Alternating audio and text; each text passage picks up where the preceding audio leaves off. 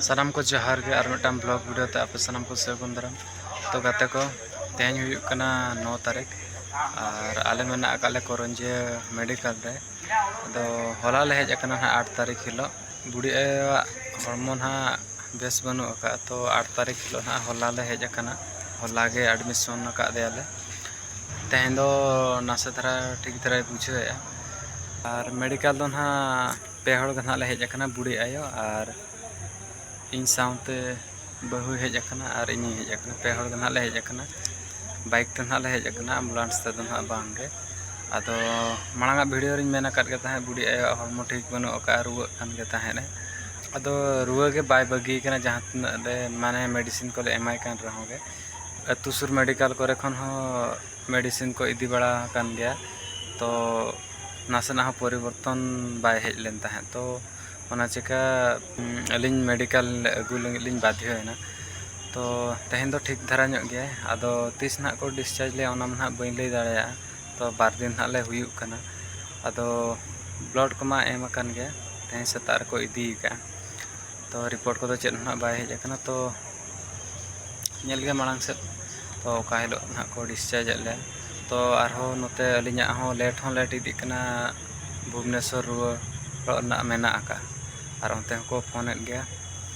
duty को अड़ी दिन ली छुट्टी किया से तो फोन को उनते खन हो अदो बतर के बुझे ना रिपोर्ट तेन रे हिजुआ और चेक को प्रॉब्लम उडक को चे बाय उडकोआ हॉस्पिटल रे ताहे ताहे तो बोरिंग बुझे चाबा के ठीकुआ से बाय ठीकुआ तो बहु नतरे मेना आका दे बारपत कथा गान चेद ले बारपत उना दिन लिंग हुईना और अड़ी छोरिंग बुझे गया चेदा से लिंग रुवर रे मेना आका और हॉर्मोन माताय बाय ठीकु कना नो दिन हुईना और आशा लिंग ब्लड रिपोर्ट रे चेद हुजुम का लड़ो को दमा और जुदी जहाना रिपोर्ट ओडो को एनखान उना से ट्रीटमेंट हुयुआ एनखान तो लोगन धरा बेस लेन खाने भागी हुई को चेदा से लिंग रुवर रे मेना आका लिंग लोगन धरा बेस को दमा आदलांग रुवड़ा और चिका नासे ना को मकान तय रुवा अनेल हुयुआ रिपोर्ट रे चेद हुयुक कना ना से था ट्रीटमेंट हुयुआ तो रिपोर्ट चेतान रे गना कथा रिपोर्ट मा नित धबित बाको मका लिया ना रिपोर्ट रे नित धबित ना रिपोर्ट बाय हेज कना एनांग सेता 8 टाका रना को इदी का तो नितो 6 बजे माने सिंगड़ इंतरा ना रिपोर्ट बाय हेज कना तो उनका लगा कथा तीन दिन ताहे हुयुक कना ना ना बलि लई दाड़या तो और आपे को आपे जत्न हाता पे तो नौका नेतारा दिन में अड़ी टटका रुआ कना और बेसों बाम बेसो तो नौका कथा ताबन आदो वीडियो को बलिंग बनाव दाड़ा कना चेदा से मा बाजार से एनखान मा मिलेता उन हड़ भीड़ तला रे और नोते माने वॉइस क्लियर बाय हिजुआ तो फांका धारा बनू आका से नोडे मिलेता हड़ गे मेना आका उनका फांका जगह के बनू आका बनाव रेना और ओंडे वॉइस क्लियर बाय हिजुआ तो वीडियो बनाव ते चेक लाभ हो बाय हुआ तो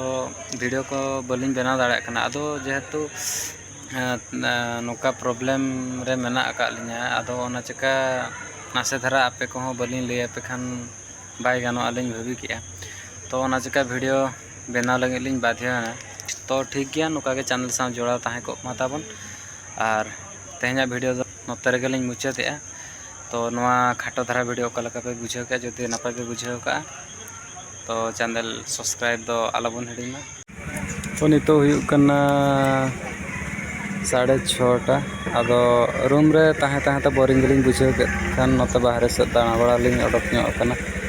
और ओंडे हो पूरा अणनिश्वासी के बुझे कना से पूरा रूम रे हुडिंग धारा रूम कना